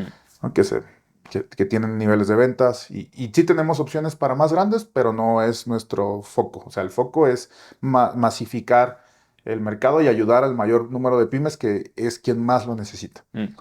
Y pues obviamente ahorita estamos trabajando con algunos partners, tengo un banquero de inversión que me dice, yo veo tickets muy grandes, pero amigos que tienen pymes también necesitan y yo no tengo con quién verlos, y pues bueno, trabajamos. Entonces, es todo un tema que yo no sé, o sea, no aprendes a ser founder, ¿no? En la escuela, aunque estudies administración o creación de negocios, pues hay demasiadas variables que vas aprendiendo en el tiempo. Y el tema de la exposición es muy importante. O sea, apareces en redes, ¿no? En artículos, En podcast. en podcast, en podcast, newsletter también. Newsletter también. Es todo el tema de quién te conoce y quién no. Sí, te da credibilidad. Exacto. Y es muy importante además en un sector sensible como el tuyo de finanzas. Sí, la verdad es que la credibilidad lo es todo, ¿no? O sea, y más sabes por qué, porque la gente está muy dolida porque ha habido muchos fraudes. Mm. Todo este tema de esquemas Ponzi, que le llames como le llames, han abusado mucho de muchas personas durante muchos años, o sea, y entonces pues siempre queda como ese estigma, ¿no? De, ay, cabrón, ¿y qué van a hacer con información? ¿O no será fraude y demás? Entonces todo, como dicen, las redes sociales lo que permiten es que las personas generen empatía porque te ven de manera constante, ¿no? Ok. Ya sabes tú la calidad de contenido o el mensaje que quieras transmitir, cómo lo quieras transmitir, pero sí hay que tener cierta exposición, hay cosas que ayudan, hay otras cosas que no ayudan tanto. En contenido que te ha funcionado mejor. Sé que eres más activo en LinkedIn. ¿Cuál es tu relación con LinkedIn y con la creación de contenido para ti y para tu empresa? Fíjate que en un principio empecé a publicar bastante cosas, o sea, yo tengo un humor como más sarcástico, más humor negro y publico cosas, tratar de hacerlo no tan formal, ¿no? Mm. Como, porque ahorita más con el tema de ChatGPT y demás y AI, pues ya ves los mismos posts 50 veces, ¿no? Literal. ¿Cómo construir una compañía de $1 billón? Un chamaquito de 21 años, ¿no? Que recién graduado. Y dices, Sí. bueno, pues está padre, le está echando ganas. ¿Está haciendo algo? Está haciendo Está algo, haciendo sí. algo. Pero no, yo creo que, pues como dicen, ser tú, ¿no? Mm. Creo que el hecho de estar fingiendo otra personalidad y demás, creo que el hecho de ser tú, ser transparente, ser respetuoso dentro de lo que cabe, si algo no te gusta decirlo, pero pues no. Y ya, creo que el hecho de... También hay ciertos...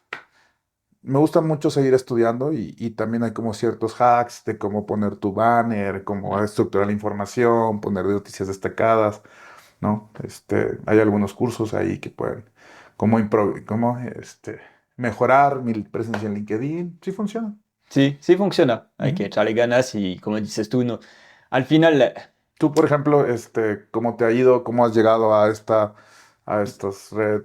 a mí me va Ajá. bien, pero no lo tomo muy en serio porque lo tomé muy en serio al inicio Ujú, y al final pues te quemas y pues es una red social y entonces puede ser como un poco perversa, ¿no? Entonces ujú. luego estás muy dependiente del algoritmo y todo pero sí definitivamente crear contenido en general. Y es por eso que, bueno, tengo la newsletter, estoy en Twitter, LinkedIn y el podcast, porque lo que me gusta más es sobre todo crear contenido y De valor, de porque tu valor. newsletter es muy bueno. Gracias. De valor si se puede y intentar y veo los beneficios. Pero, ¿sabes como los compound interest? Ujú. Pues lo ves muy cañón en el contenido. Eso lo ves en las finanzas y lo ves en crear contenido. Y al inicio, pues, oye, estaba escribiendo CNews México, la newsletter, hace más ¿Cómo de dos empezaste? O años. sea, ¿cómo? Pues empecé, estaba ¿Hace cuántos años? 2 años. 2 años. Y tenía un poco de tiempo libre y empecé así, pero estaba escribiendo para 10 personas. Wow. 10 personas, literal. Y cuando ves la curva de crecimiento, pues he escrito por muy pocas personas durante mucho tiempo. Sí. Y pues sí, lo tienes que hacer por gusto también. Si no te gusta, va a ser ¿Cómo? muy complicado.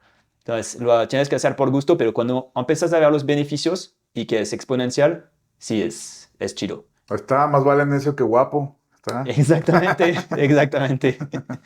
Entonces, bueno, regresando entonces a los Sí. inicios de Loan, no lo voy a decir como en francés, lo voy a decir como se dice, Loon. Luna. Hablé con un mentor y me dice, suena como al pájaro loco, ¿no? El Loon de los Sí. Looney Tunes. No Sí. me desagrada esa descripción. En Loan, te asocias con tu CTO, Ujú. ¿alguien más? Después entró un ángel inversionista de una de las fintechs más grandes de aquí del país, que trabaja ahí. Ok. Él cree en el proyecto y entra con un ticket pequeño, pero todavía no habíamos ni siquiera, yo creo que ni lanzado al mercado. ¿Pero él está involucrado en las operaciones o No, solo no, como no, o sea, inversionistas? nos ha ayudado con muchas cosas, pero de la operación al principio éramos mi socio y yo, nada más ellos, nosotros dos. Ok. ¿Cómo eliges a un buen socio? Buena pregunta, viendo su trabajo. Mm, Porque ya me he asociado con amigos y no hay nada personal, pero se generan fricciones que por amistad o no se dicen las cosas ajá. o se toman a mal, ¿no? Porque una cosa es trabajo y otra cosa es amistad. Y Arturo, que es mi sitio y mi cofundador, nos entendimos muy bien trabajando. O sea, eh, él es un prodigio de todos los temas de programación, la verdad es muy bueno. Y yo programaba un poco en software estadísticos, en Excel, hacía modelos de cuando hacía modelos de riesgos, de derivados y demás. Entonces, más o menos teníamos como cierto lenguaje de comunicación parecido, Mm, porque eso fue una de las cosas también cuando estuve en el banco, me tocó llevar un como tipo project manager, un proyecto de integración de un nuevo sistema de riesgos dentro del banco. Yo tomé la batuta y entendí que muchos del tiempo muerto o lo que batallan, ¿no? Estas grandes corporaciones en implementar proyectos de tecnología es porque el usuario no se entiende con el programador. mm, No hay alguien en medio que hable un lenguaje intermedio.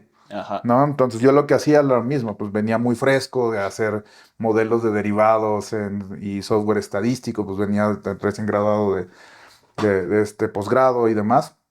Entonces lo que hacía es como tratar de encontrar un punto medio, ¿no? Esto, o sea, ¿cuál es la lógica matemática o de programación detrás de lo que te estoy diciendo? Y no es nada más el director que dice, hazme esto, Mm, ¿no? Sino un punto medio. Y eso me sirvió mucho trabajando en la startup pasada y la verdad es que trabajamos muy bien y muy lean. O sea, yo ok. le decía, quiero esto, se lo ponía y cómo lo debe de hacer en Excel, ¿no? Pasa de aquí, se mueve para acá y bla, bla, bla. Ah, ok, ya. Y ya nada más pulíamos como el tema de usabilidad. Así fue como, y te digo, al final de cuentas es trabajo, o sea, es alguien con que es un matrimonio, con quien te vas a casar, obviamente a un nivel personal, Mm, pero el hecho de trabajar con alguien durante bastante tiempo te va dando la idea de cómo es, ¿no? sí. Creo que a mí me ha funcionado bastante bien, porque obviamente de tus primeros emprendimientos, la mayoría emprendemos con amigos, más por un tema de un sueño, de un drive juntos, ¿no? Y demás, pero no sabes cómo trabaja. Eso sí. Muy buena lección. Al inicio bootstrapeas, bueno, haces entrar este ángel, pero estás bootstrapeando. Ujú. ¿Estás con la visión que vas a bootstrapear o sabes que vas a levantar? Siempre la visión fue para la visión que tengo de la compañía y de lo que digo que realmente es transformar el mercado a medida de cómo se va moviendo, no decir, ah, bueno, pues ahora todos hagan lo que yo digo, no, sino realmente es abrir la oportunidad. O sea, yo veo el mercado por definición un mercado imperfecto, Mm, ¿no? Que puede mejorar mucho, que se puede acercar a la perfección, como el mercado accionario, que es prácticamente perfecto, ¿no? La información fluye de manera transparente, los costos de ejecución son muy pocos, eh, la infraestructura está desarrollada en todo el mundo. Entonces vengo y veo el crédito como el Nasdaq de los 70, ¿no? Pasar papeles de un lado a otro, hacer llamadas, bla, bla, lo cual está chistoso, pero para la visión que tengo, obviamente, pues la idea es levantar capital, ¿no? Entonces iniciamos bastante bien porque lo que yo hice fue todo el ingreso que tenía como persona física en mi actividad anterior, con mis clientes anteriores, lo paso a la empresa. ok. Entonces desde el primer mes éramos rentables. Eso es bueno. Sí, yo creo que soy la única fintech en la historia, digo, ¿no? Que nació rentable desde el primer mes, Literal. pero no fue, o sea, fue porque cedí los ingresos, ¿no? Ajá. Hay Y, algo antes.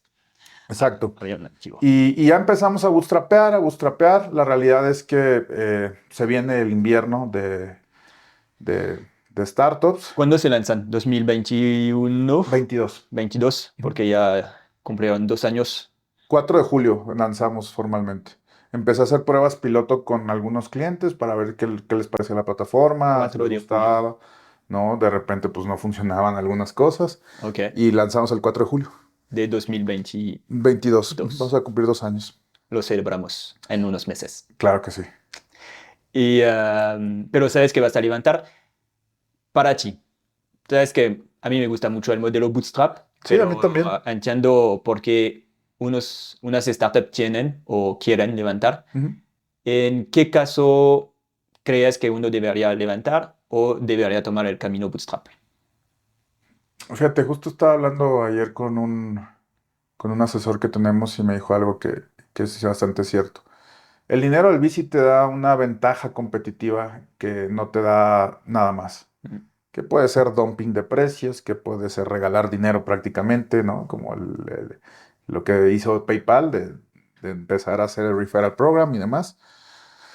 Y creo que yo en algún momento pensé en bootstrapear, o sea, en seguir bootstrapeando, porque también vi que el ecosistema estaba muy seco. Empecé a hablar empecé a pichar con algunos fondos, porque te digo, empezamos a generar, digamos, cierto reconocimiento. Yo ya tenía tracción, ya tenía nacimos con clientes, empecé a ampliar mi red de manera, pues, muy, muy bruta, si lo quieres ver, porque pues no sabía nada de growth marketing, no sabía nada de CRM, no sabía nada de muchas cosas. Yo solo sentía que conocía muy bien el problema y que lo que estábamos haciendo ayudaba Ok. y que podía hacer plata de eso, ¿no? Y ya, pues en algún momento dijimos, "Uta, pues el invierno, digo, al final tienes esta formación de entender los ciclos de mercado, ¿no? Y a mí lo que pasó en 2021, se me figura mucho un libro que escribió este economista Schiller, premio Nobel, que se llama Exuberancia Irracional, ¿no? Es decir, ¿por qué las acciones Mm. suben de repente, ¿no? Sin tener ningún fundamento atrás. Ok. Y es lo que vi que estaba pasando, o sea, chicos que venían de, ya sabes, grandes universidades, levantando 10, 20, 30 millones de dólares para modelos de negocio que no hacían ningún sentido y que muchos han quebrado. Y decías, esto no es sustentable a través del tiempo. Más en un ecosistema no tan desarrollado como Latinoamérica, Mm. ¿no? Como dices tú, mucha gente queriendo tropicalizar modelos exitosos en otros lados sin realmente entender el problema de las personas o en su vida haber trabajado o vivido el problema, ¿no? O sea, Sí, y además a veces peor, quieren tropicalizarlo para Latam. Y es como, güey, Chile, Colombia y México, pues no es lo mismo. exacto, No es lo mismo. Y eso es un peor como error que muchos llegaron con mucho dinero, exacto. una idea de copycat y esta falsa idea de que lo iban a tropicalizar para Latam y abrirse un mercado de 500,000 personas, ¿no? Exacto. 500 millones de personas. Sí, sí, o sea, te digo, todo mercado tiene ciclos, ¿no? Ujú. Y a mí me gusta mucho ese tema. Entonces, desde finales o sea, lanzamos el 4 de julio y para noviembre, diciembre, yo ya vi complicado, que iba a estar complicado levantar plata. Entonces hablé con mi socio y le dije, pues vamos a bootstrapear. O sea, pero al final del día, pues es complicado porque uno piensa que teniendo buen producto con algo de marketing vas a Mm, empezar a jalar un chorro de clientes y la verdad es que no, el marketing digital está muy competido, mm. mucho. O sea, nosotros hicimos campañas en Facebook, en Google, con pocos recursos. La verdad es que nunca fue el gran budget, pero sí te llegaban leads, pero de muy mala calidad. Entonces no tienes una formación de marketing digital, ni de growth, ni de esto, ni cómo segmentar la audiencia. Entonces fue complicado y nuestra idea era bootstrapear. Después entró un programa de Latitude, que está muy padre, se lo recomiendo. Es como un programa, no es una aceleradora, sino más bien es como una comunidad de emprendedores. ¿Qué hacen Latitud? Tú que has hecho al dentro, que hace parte de Latitud, cuéntanos de qué hacen Latitud, porque son famosos, Ujú, pero como dices tú, tienen un modelo un poco especial, ujú. entonces a veces es difícil entender lo que hacen. Sí, lo que ¿Cuál? pasa es que lo pusieron muchos medios como el Y Combinator latino. Mm, Y la realidad es que no es así. Tienen un fondo, pero no invierten en todas las startups que seleccionan. Es más como un programa de aceleración slash comunidad. Y lo que ellos le apostaban en ese entonces, ahorita han avanzado en algunas otras cosas, es a crear una comunidad en donde se apoyen como founders. Tienes un chat con otros 350, 400 emprendedores, donde la verdad es que se ayudan bastante. Y, y, y ya o ellos buscan ciertos perfiles, digamos que para ellos tal vez sea un filtro de poder escoger buenas empresas mm. y poder invertir un ticket relativamente pequeño dentro de ellas. La verdad es que a mí me ayudó mucho para entender como el juego de bici, que tardé bastante en entenderlo, no esta distribución que no es normal en tanto los rendimientos, ¿no? Que es más parecida, estadística se llama una distribución de Pareto, en donde el 20% te genera todo el rendimiento, ¿no? Que el otro 80% no. Y tardas en entenderlo, pero la verdad es que nos ayudó bastante. Conocí muy buenos amigos, empecé a hacer muy buenas relaciones, te van presentando con gente. Y uno de los compañeros del cohort, o más bien ¿cómo se le dice en español? Porque luego uno con tanto, anda en Spanglish, que luego no me gusta Como tanto, quieras, pero a mí no me molesta. sí, pues de los que estudiamos juntos. Ajá. Tenía un compañero, vendía corporativos. Yo traía, hay un proyecto que todavía está vivo de poder entrar con corporativos para poder ayudar a sus proveedores a buscar financiamiento. Y le pedí una reunión, oye, pues fíjate, me gustaría platicar contigo para ver si me das una mentoría, cómo llegas a corporativos. Estuve platicando con él y me dice, ¿para qué quieres o qué? Ya le empecé a explicar lo que hacía. Me dice, está bien padre lo que haces. ¿Estás buscando inversión? Yo sí, ¿por qué? Este, es que tenemos un fondo chico, ¿no? Es un fondo micro VC, le llama. Mm. ¿Nos puedes pichar mañana? Sí. Ah, bueno, ya en esta forma, bueno, más bien ya en esta forma que está ahí como automatizada y si los parámetros dan, pichamos. Y ya, eso fue a las 10 de la mañana, a las 9 de la mañana la llené, a las 10 me habla y me dice, oye, ¿puedes pichar a las 6 de la tarde? Sí, y había como todos los del fondo, eran como 6 personas. Ya estuve explicando, bla, bla. Ah, ok, todo bien. Ya no supe de ellos como en 10 días. Les Ujú. pregunté porque hicieron un chat y todo.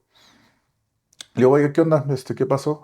Me dice, no, ya, está aprobado. Me dieron un ticket chiquito. Y yo, órale, qué buena onda.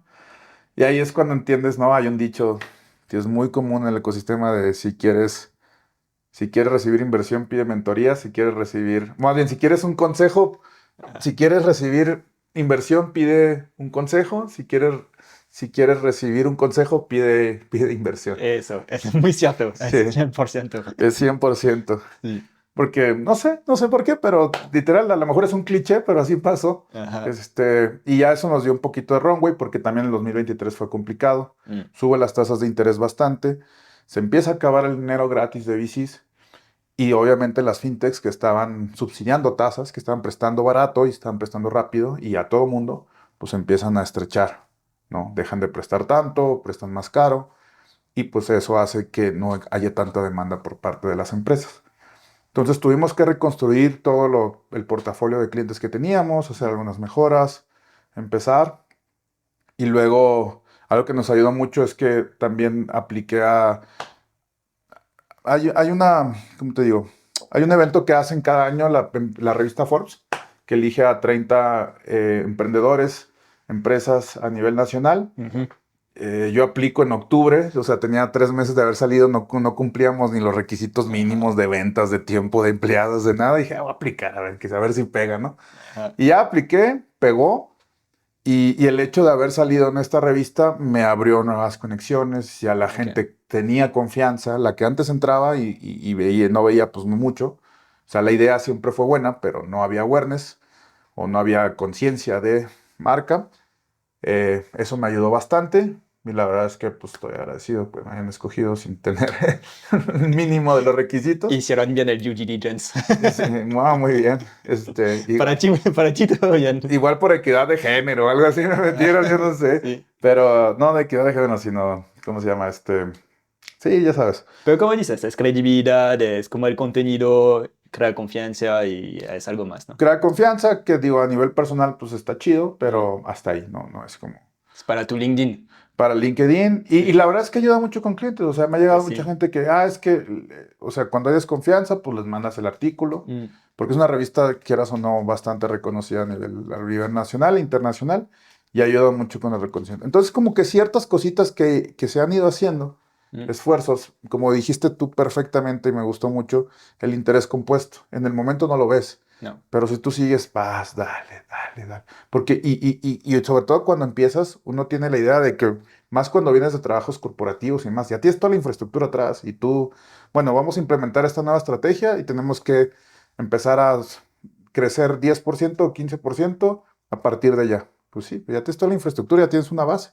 Pero cuando empiezas de cero, como tú lo empezaste con el podcast, pues el crecimiento va siendo lento, lento, lento, lento, hasta que de repente, pum, empieza a viralizarse o a la curva J, Mm. etcétera. Entonces, eso es lo que pasa, nos empieza a ir mejor.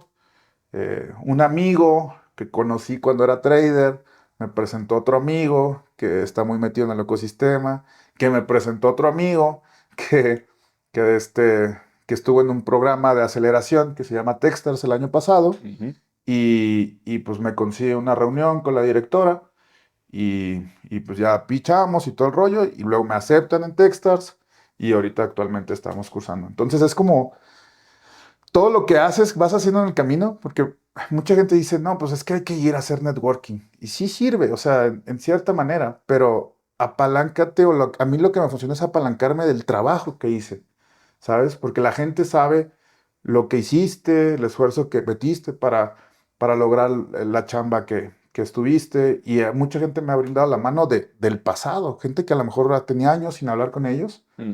y que ven lo que estás haciendo y reconectan, eso creo que ha sido algo clave para mí. No buscar, si bien siempre es bueno buscar nuevo networking, es apalancarte de lo que ya tienes. Para que el networking funcione hay que ser interesante. Yo siempre digo eso, hay que ser interesante y para ser interesante hay que hacer cosas. Entonces, al final, hacer networking sin hacer nada, nada hacer cosas, pues es inútil. Es Sí. inútil. Haces una cosa, tienes tu pasión, tienes tu proyecto y el networking es una herramienta más. Como crear contenido, como hacer cold email, es una herramienta muy buena, pero no tiene que serlo todo. Porque si no es networking falso o que quieres aprovecharte de la gente. Tú tienes que venir con algo que ofrecer o que compartir. Sí, y ser tú, o sea, Mm, lo ves en la cara, por ejemplo, cuando hay networking con inversionistas. mm. Los ves así hartos, ¿no? De que todo el mundo, oye, oye, oye, oye, oye, ¿sabes? Sí, lo más chistoso es un VC en un evento de startup. Sí, Es no, como literal, estos están aquí hablándole bonito y ves que hasta el VC está como, ya está cansado. sí, ya, bueno, pues Porque no. nada es real, está buscando una conexión real. Es como, pues al Sí, final sí, son sí, humanos, no todos somos humanos. Y es exacto. lo que buscamos primero. Bueno, y entonces ahora entraste en Techstar. Eh, ¿Cuál es tu visión para este año que se viene? Primero en la industria fintech en Ujú. México. Pues mira, yo creo que es bueno en general, no nada más para la industria en fintech, sino en general para el país. Creo que pues el año pasado fue complicado para todos por cuestiones económicas y por todo el tema pues de este invierno de startups y demás. Creo que lo que se tenía que sacudir ya se sacudió y vienen cosas muy buenas. O sea, platicando y siempre tratando de ver nuevos proyectos, veo cosas muy interesantes. Pero sobre todo para México, yo estoy muy positivo. Creo que en la historia reciente de los últimos años en México, por ejemplo, durante los años 60, cuando se dio la explosión del milagro mexicano, ¿no? Hablábamos del timing, ¿no? Mm. El timing para México es muy importante con lo que está pasando en el nearshoring. Y entre los últimos 100 años, como te comentaba, desde los años 60 que se da el descubrimiento de este nuevo pozo petrolero que se llama Cantarell, uno de los más grandes del mundo en ese entonces, que México empieza a producir muchísimo más petróleo y que el timing otra vez, el precio del petróleo empieza a subir. México llega a tener crecimientos sostenidos de 6% en promedio anualizado. Creo que lo que está pasando en el nearshoring y que vemos muchas personas muy positivas es que justamente estamos en el timing perfecto, ¿no? De hecho, un dato que, como te comenté, me gusta mucho el tipo de cambio, estuve muchos años en él. De los últimos 100 años nunca habíamos tenido un sexenio, que al final el sexenio pues es un gobernante, ¿no? Que tiene su tiempo, que había empezado con un tipo de cambio de dólar peso más alto de cómo cerrar. Nosotros empezamos este sexenio con, y digo, sin soy apartidista, sin estar a favor o en contra de nadie, 20 pesos alrededor y estamos ahorita cerrando sobre los 17. Eso te habla de que los inversionistas a nivel global y macroeconómico están muy positivos en el futuro para México. De hecho, hace poco el CEO de JP Morgan en una entrevista habla de que pues, México es uno de los mejores países y que tienen total foco para invertir. Mm. Entonces, creo que en general como país va muy bien y la industria fintech también. He conocido personas haciendo cosas muy interesantes. El tema de la inteligencia artificial va a ayudar bastante en tema de conectar más data alternativa para poder hacer mejores modelos de underwriting en la parte en la que estamos nosotros, que es de préstamo. También pienso que el tema de DeFi, ¿no? De cripto y cómo ahora con estas monedas estables que replican el movimiento o el dólar o de otras monedas, también se puede hacer algo interesante. Entonces estoy bastante positivo. Creo que Porque lo peor ya pasó. para hablar de estás en Techstar y vi que en su programa actual hay dos como sponsor o aliado, Ujú, hay MoneyGram y hay Stellar. Y ujú. Stellar justo es un...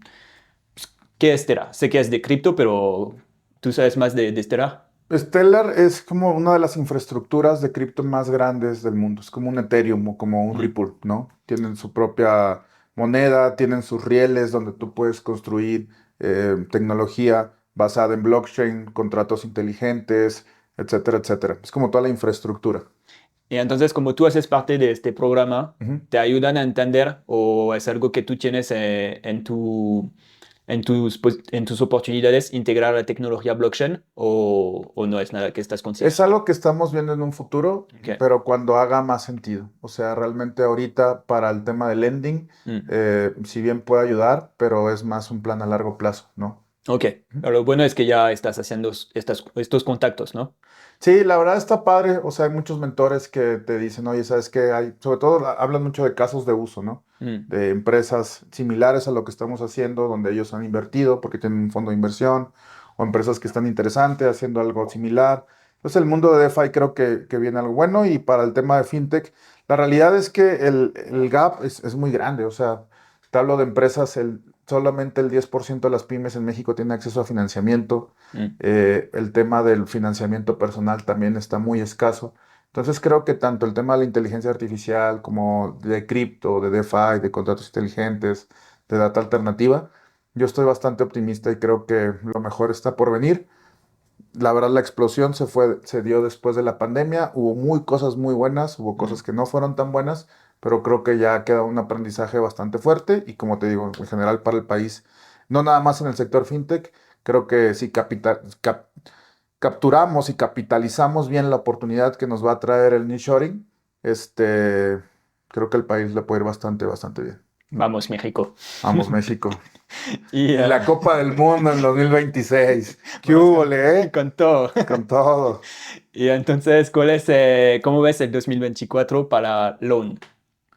Estamos optimistas, hemos Ujú. crecido bastante. Creo que lo peor, por lo menos siento que el Valle de la Muerte ya lo pasamos, Ok. ¿no? Que es donde empiezas a buscar las formas de crecer, de distribuir tu producto, de hacer alianzas, ¿no? Digo, hemos recibido algo de inversión, seguimos en ese tema, estamos enfocados en crecer, mucho foco. Siento, siento que la empresa y a nivel nosotros como fundadores estamos mucho más maduros Mm. de qué es lo que tenemos que hacer, de cómo hacerlo, ya empezar a crear esta máquina de ventas automatizada. Entonces, creo que viene un año muy bueno para nosotros. Igual estamos en el tema de capturar este crecimiento y ver cómo podemos ayudar al mayor número de pymes posibles, hacer el ecosistema más transparente, que la información sea más rápida, que los procesos sean más simples. Básicamente es lo que buscamos, ¿no? O sea, como te dije en un principio, yo veo el ecosistema como el Nasdaq de los 70s y lo que queremos hacer es el Nasdaq de los 2000s, donde todo fluye. Mm. Una idea locochona que ya después te platicaré más a detalle, pero bien, estamos optimistas. Pues mucho, mucho éxito. Muchas gracias. Para cerrar el podcast, hablaste mucho de libros, Ujú. entonces creo que los libros son importantes para ti, te vayan ayudando en tu camino. Yo tengo, bueno, todos conocemos este dicho que estas reuniones hubiera sido un correo, no sé si lo digo bien, es cuando en las empresas grandes siempre hay Ah, sí, muchas sí, sí, reuniones sí, y es sí, sí. como esta reunión Pudo haber sido un email. Ajá. pudo haber sido un email. A veces pasa que yo digo que este libro puede haber sido un artículo, ¿no?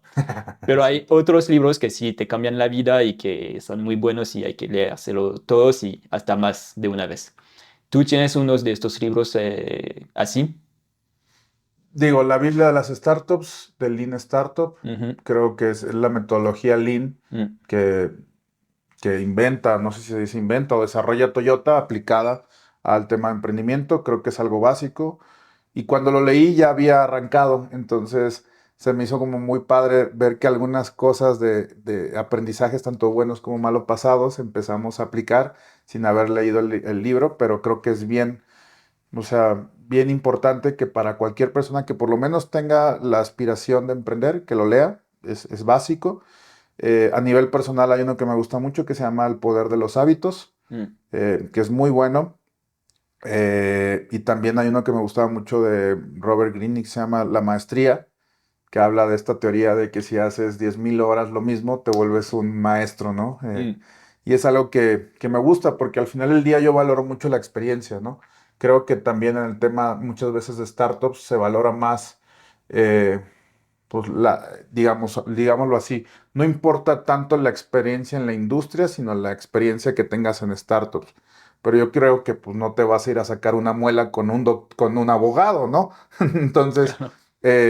creo que el hecho de encontrar un camino y un oficio y una pasión y hacerlo de manera constante, constante, constante, constante, hace que te vuelvas un experto y que al final del día se hagan las cosas más fáciles. Yo creo que esos tres libros son padres, me gustan bastantes y pues se los recomiendo, ¿no? A cualquiera. Me encanta. Sí, son muy buenos. No he leído todos, pero he escuchado de todos y son muy buenos. Los consejos no sirven a menos que sean para ti mismo. Es cierto. Entonces, en tu situación, en lo que te ha pasado, ¿qué consejos te gustaría darte a el tú de hace 10 años antes de, bueno, más bien antes de emprender, de empezar tu camino emprendedor? Ser paciente. Mm. Creo que es algo que, te digo, muchas veces la vida es un cliché, pero creo que la paciencia es algo que desarrolla, sobre todo para gente que no son pacientes como yo naturalmente soy impaciente, ¿no? Mm. Por este empuje y quieres estar haciendo cosas y demás. Pero el hecho de ser paciente, de que en realidad la paciencia paga, o sea, está bien tener este drive y hacerlo, pero ser paciente en cuanto a los resultados, ¿no? No en el camino siempre tienes que estar buscando, Mm. pero no ponerte la vara tan alta de resultados inmediatos. O sea, yo después prácticamente de que cumplí mi sueño de ser trader, ya mi objetivo era irme a Nueva York, ¿sabes? Ajá. Y Siempre venía más. de cajero a Nueva York, cajero en Hermosillo a trader en Nueva York en 6 años, pues estaba muy fuera de. Mm. Y a lo mejor si hubiera seguido ahí lo hubiera logrado, tal vez. Pero ser paciente, no tener una vara tan alta y algo que últimamente he estado haciendo mucho, disfrutar el camino. Mm. Porque te vas poniendo objetivos, objetivos, objetivos, objetivos y pum, tienes ese rush de felicidad, de lo logré, pero no vas valorando. Y con el tiempo, con la madurez, vas diciendo, oye, pues está padre, estoy conociendo gente, pues como en este caso tú, o de que nos conocimos en el ecosistema, amigos y demás, y eso es realmente lo que te deja más que alcanzar una meta. Pues nos vamos a quedar con este muy buen consejos que te servirá a ti, pero a muchos más. Y pues te agradezco mucho por tu tiempo. Espero que en unos años tenemos de nuevo la oportunidad de hacer un catch-up, de ver qué Ojalá. ha pasado en Loan y en tu vida. Y pues por el momento seguro muchos van a aprender de esta plática y a mí me ha encantado. A mí me ha encantado, entonces te agradezco mucho. No, la verdad es que gracias a ti por invitarme.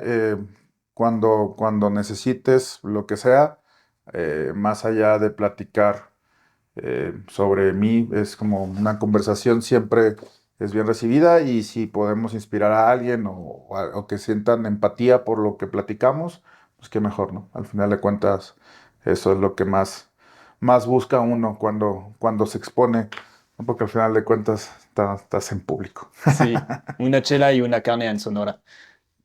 Cuando quieras. Va, Mi hermano, mil gracias. gracias.